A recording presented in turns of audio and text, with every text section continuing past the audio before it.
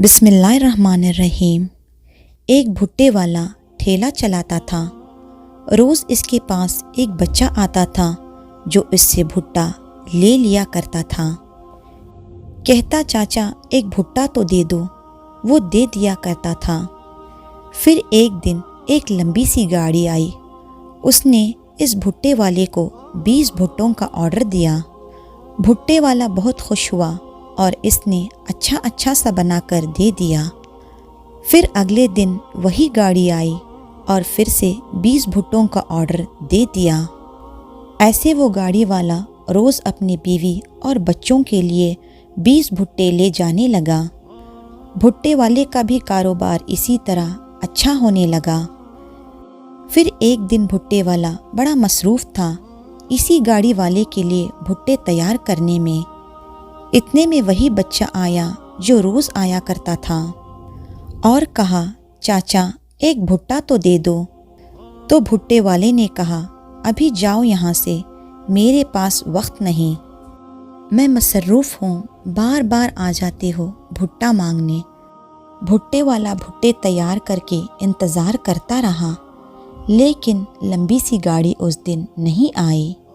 بھٹے والے نے قدرت کے ماجرے کا نوٹس نہیں لیا۔ اگلے دن بھی وہ انتظار کرتا رہا، لیکن وہ لمبی سی گاڑی نہیں آئی۔ اس کے اگلے دن کے دوبارہ انتظار کے باوجود وہ لمبی سی گاڑی نہیں آئی۔ ایسے کرتے ایک ہفتہ گزر گیا۔ اب تک بھٹے والے کو سمجھ نہ آیا کہ قدرت کا ماجرا کیا ہے۔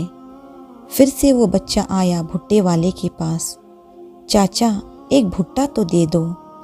بھٹے والے نے اس بچے کی طرف دیکھا اور پھر بھی نہیں سمجھا کہ قدرت کا ماجرا کیا ہے۔ بہرحال اس کو ایک بھٹا دے دیا۔ اس نے یہاں بھٹا دیا، گھنٹے یا 2 گھنٹے بعد وہ گاڑی یہاں آ گئی کہ بھائی 20 بھٹے دے دو۔ اس نے جلدی سے بھٹے بنائے اور گاڑی والے کو دے دیا، اور اس نے گاڑی کے مالک سے پوچھا سرکار آپ ایک ہفتے سے کہاں تھے؟ تو مالک نے کہا یہ میرے دفتر سے گھر جانے کا راستہ ہے، یہاں راستے میں ایک پیٹرول پمپ ہے، اس پمپ سے میں گاڑی میں تیل بھرواتا ہوں، تو ایک بار اس کے پیٹرول میں کچرا آ گیا تو میں نے وہاں سے راستہ بدل دیا۔ اب میں دوسرے راستے سے جاتا ہوں اور دوسرے پیٹرول پمپ سے تیل بھرواتا ہوں، لیکن اس پیٹرول پمپ کے مالک نے مجھ سے رابطہ کیا اور کہا کہ میرے ملازم کی غلطی ہے، اگلی بار ایسا نہیں ہوگا، تو میں نے اسے معاف کر دیا اور یہ راستہ اختیار کر لیا۔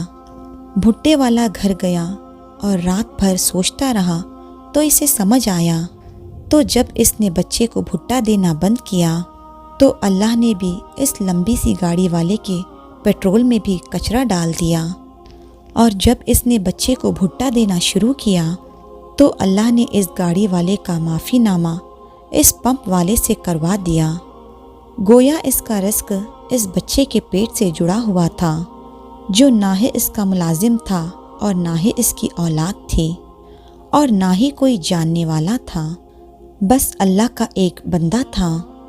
یہ وہ بات سمجھ گیا کہ کسی کو رزق پہنچانے کے لیے اللہ کسی کو رزق دیتا ہے، اور جب ہم وہ رزق نہیں پہنچاتے تو اللہ پاک رزق بھی روک دیتا ہے، اور وہ بندہ کون ہوتا ہے یہ ہم کبھی بھی نہیں جان سکتے۔ جزاک اللہ خیرن کثیرا۔